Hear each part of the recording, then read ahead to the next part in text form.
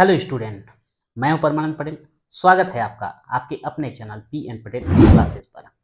जैसे कि अब जो समय है प्राय प्राय जो है सभी क्लास का एनुअल एग्ज़ाम जो है कंप्लीट हो चुका है और हमारा मैथ्स का जो वीडियो है क्लास 7 से लेकर के क्लास 10 तक लगभग कंप्लीट हो चुका है।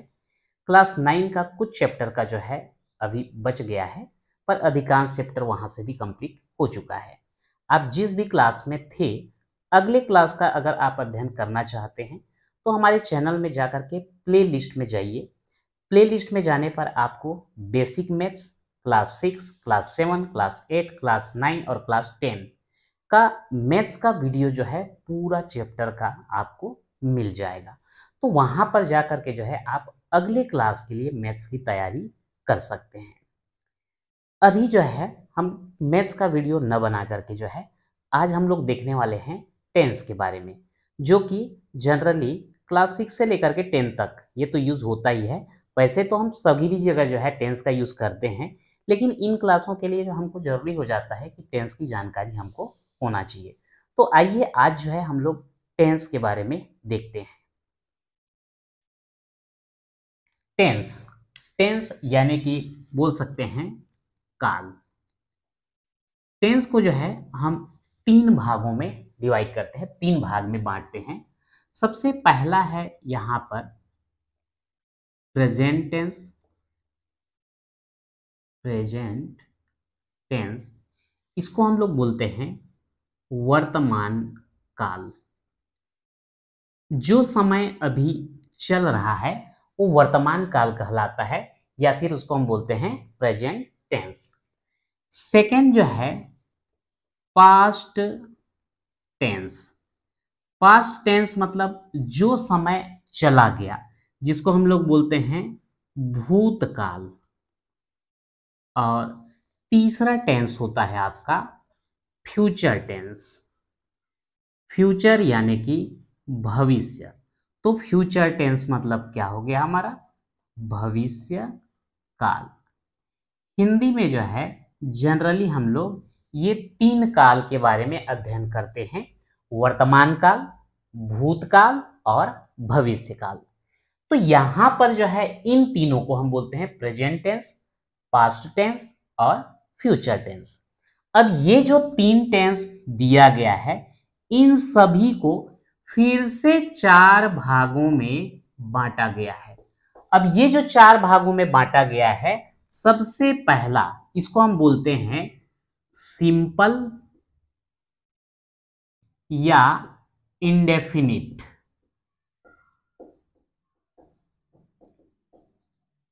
सेकेंड जो आता है उसको बोलते हैं कंटिन्यूअस।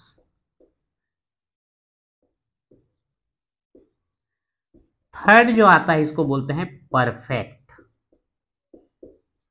और फोर्थ जो होता है उसको हम बोलते हैं परफेक्ट कंटिन्यूअस। तो ये जो टेंस जो होता है ये हमको समय को बताता है कि कोई भी कार्य किस समय में हुआ और कितना हुआ है। ये दोनों की जानकारी जो है हमको टेंस में प्राप्त होता है। अब यहां पर देखा जाए तो ये प्रेजेंट टेंस 4 भागों में बांटेगा, पास्ट टेंस 4 भागों में बटेगा और फ्यूचर टेंस भी 4 भागों में बटेगा। यानी कि प्रेजेंट के हिसाब से देखें तो हम बोलेंगे simple present tense, present continuous tense, present perfect tense और प्रेजेंट परफेक्ट कंटिन्यूअस टेंस। तो इस प्रकार से प्रेजेंट टेंस के साथ ये कितना भाग हुआ 4 भाग। ठीक वैसे ही पास्ट टेंस के साथ भी हम 4 भाग ले सकते हैं, सिंपल पास्ट, फिर उसके बाद पास्ट कंटिन्यूअस, फिर हो जाएगा पास्ट परफेक्ट टेंस, फिर उसके बाद पास्ट परफेक्ट कंटिन्यूअस और लास्ट है फ्यूचर टेंस। इसका भी 4 भाग होगा, simple future, future continuous, future perfect और फ्यूचर परफेक्ट कंटिन्यूअस। यहां पर फ्यूचर परफेक्ट कंटिन्यूअस जो होता है इसमें संदेह है, कुछ लोग बोलते हैं कि परफेक्ट कंटिन्यूअस होता है, कुछ बोलते हैं नहीं होता है।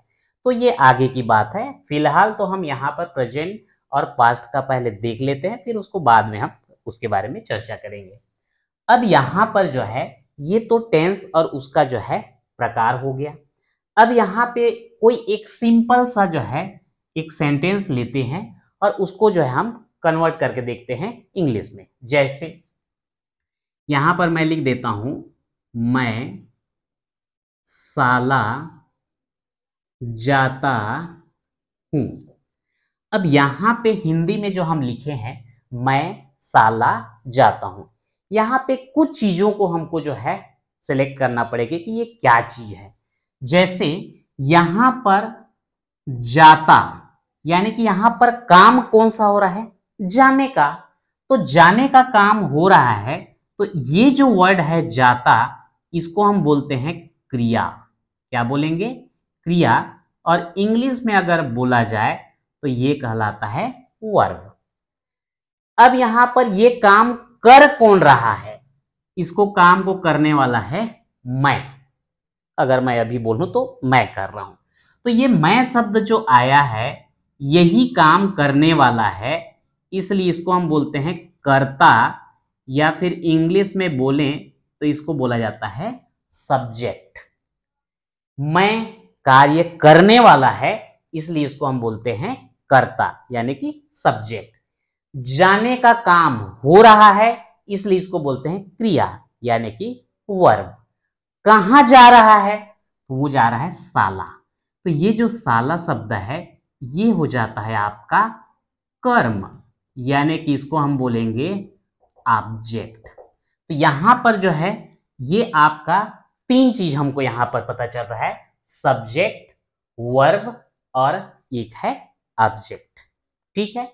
अब यहां पर जो सब्जेक्ट होता है, जो कार्य करने वाला होता है, इसके लिए जो है अलग अलग भाग हैं। जैसे ये जो है फर्स्ट पर्सन सिंगुलर नंबर और प्लूरल नंबर होगा, सेकेंड पर्सन सिंगुलर नंबर और प्लूरल नंबर होगा, और वैसे ही थर्ड पर्सन का भी होगा। तो आइए उसको एक बार देख लेते हैं। तो यहां पर हम लोग देखने वाले हैं कि ये जो फर्स्ट पर्सन, सेकेंड पर्सन और थर्ड पर्सन, आप लोग इसको जो है संस्कृत में पढ़े होंगे, उत्तम पुरुष, मध्यम पुरुष, अन्य पुरुष। तो यहां पर हम लोग बोलते हैं फर्स्ट पर्सन, सेकेंड पर्सन और थर्ड पर्सन। जैसे हिंदी में जो है दो वचन होता है, एक वचन और बहुवचन। तो एक वचन को हम बोल रहे हैं सिंगुलर नंबर और बहुवचन को बोल रहे हैं प्लूरल नंबर। अगर संस्कृत में लें तो तीन वचन होते हैं, एक वचन, द्विवचन और बहुवचन। लेकिन हिंदी और इंग्लिश में जो है केवल दो होते हैं, नंबर यानी कि वचन। तो यहां पर देख लेते हैं, अगर हम फर्स्ट पर्सन की बात करें सिंगुलर नंबर में, तो यहां पर हमको मिलेगा आई यानी कि मैं। प्लूरल नंबर में अगर लोगे तो यहां पर आ जाएगा वी। यानी कि फर्स्ट पर्सन में अगर सिंगुलर नंबर सब्जेक्ट आएगा तो क्या आ जाएगा, आई। और प्लूरल नंबर अगर आ जाता है तो वी। आई यानी कि मैं और वी यानी कि हो जाएगा हम। ठीक। अब ऐसे ही अगर हम सेकेंड पर्सन की बात करें तो यहां पर आ जाएगा सिंगुलर में यू, तुम। और यहां पर लिख सकते हैं ऑल ऑफ यू, तुम सब। ऐसे ही अगर हम थर्ड पर्सन सिंगुलर नंबर की बात करें तो यहां पे आएगा ही, सी, इट, या फिर कोई नाम, जैसे राम, सीता, गीता, ये सब ले सकते हैं। और प्लूरल नंबर में अगर हम लेते हैं तो यहां पर आएगा दे। ठीक। तो ये दे यानी कि वे। तो यहां पर जो है आपका first person, second person, third person, singular number और प्लूरल नंबर, इसमें जो है हमने कौन कौन सा वर्ड आता है ये जो है हमने देख लिया है। ठीक। तो आज जो है हम लोग केवल इसका बेसिक जानकारी देख रहे थे कि टेंस कितने प्रकार के होते हैं, सभी टेंस को कितने भागों में बांटा जाता है, और यहाँ पर ये भी देखें कि फर्स्ट पर्सन, सेकेंड पर्सन और थर्ड पर्सन में कौन से सब्जेक्ट की जगह में जो है आ सकते हैं। तो ये जो है एक बेसिक जानकारी था। यहाँ पर ये तो ग्रामर का पार्ट है, आप कुछ चीज़ों को जानते हैं और नहीं जानते हैं, तो यहाँ पर नंबर वगैरह के बारे में थोड़ा सा पढ़ लेंगे। एक चीज आपको यहाँ पे और देखना पड़ेगा, जैसे आप वर्ब पढ़ते हैं, क्रिया पढ़ते हैं, तो इसमें जो है वर्ब के 3 फॉर्म होते हैं, first form, second form, third form, ये तो होता है, और एक जो है आईएनजी वाला फॉर्म भी होता है। ठीक है, ये भी आपको पढ़ के रखना होगा, क्योंकि टेंस में जो है इसका हम यूज करने वाले हैं। जैसे अगर हम गो, फर्स्ट फॉर्म गो है, सेकंड में हो जाता है वेंट, और थर्ड में हो जाता है गॉन, गो वेंट गॉन। और आईएनजी फॉर्म अगर लें तो गो में आईएनजी जोड़ देंगे, हो जाएगा गोइंग।